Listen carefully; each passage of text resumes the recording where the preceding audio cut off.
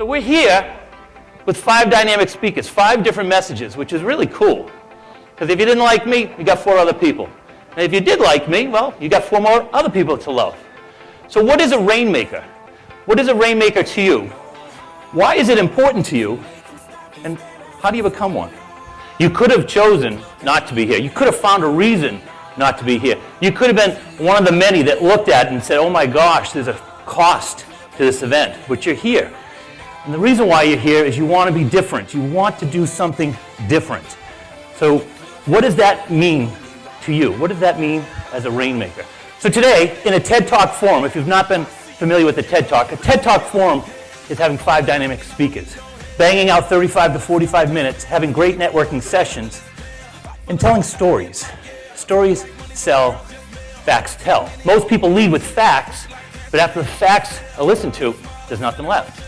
So becoming a great storyteller makes you a great RainMaker. I'm going to start today with just some frightening statistics. 1/3 of high school graduates in the United States never read another book after high school. It gets worse when you go to college. 42% of college graduates never read another book after college.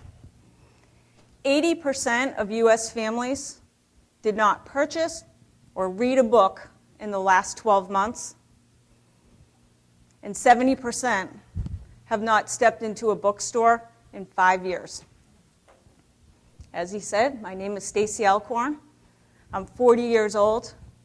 It was a book that saved my life. I'm not a doctor. I'm an entrepreneur.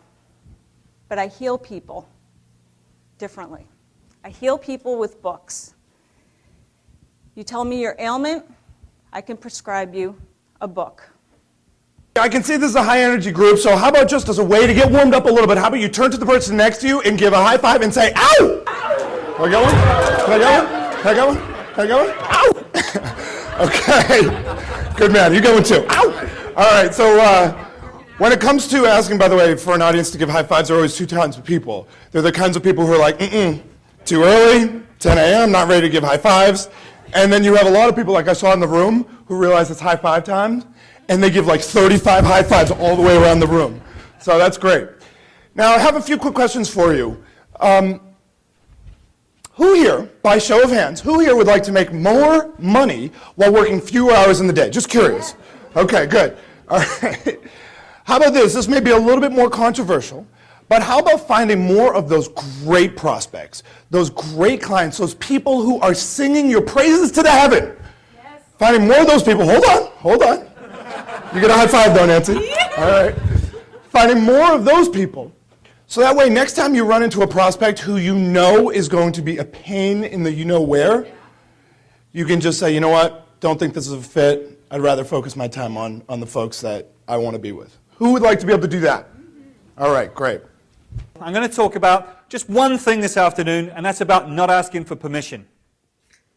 Because we grow up in a society where there's rules, where we're compelled to do what our betters, our others, parents, teachers, government officials tell us what to do. And in many times, those rules work. But sometimes, those rules just don't work. When I'm driving in the car, the light goes red, I stop. I don't take my chances. But I look at this and I say, who put this together?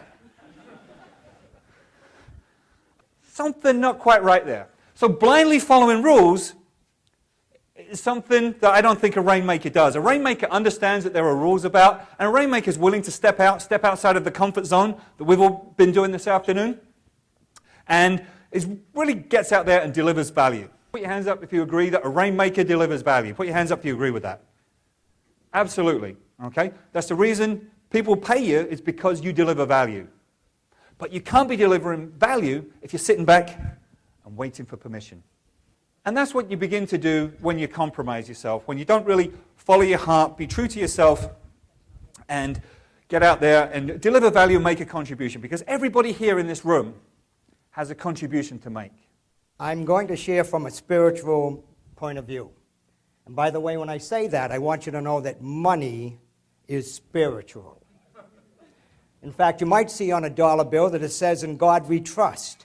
I think you could put there, in good we trust, when in gold we trust. Because you can do incredible things with money. You can beautify the planet. You can help people who are in need. You can educate the illiterate. You can also improve your lifestyle. Most people don't feel worthy. And when you don't feel worthy, I want you to listen to the first part of that.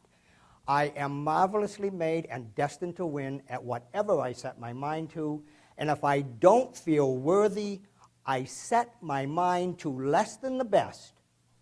And I shall grant that unto myself. I shall give myself permission. And the entire universe will cooperate with me.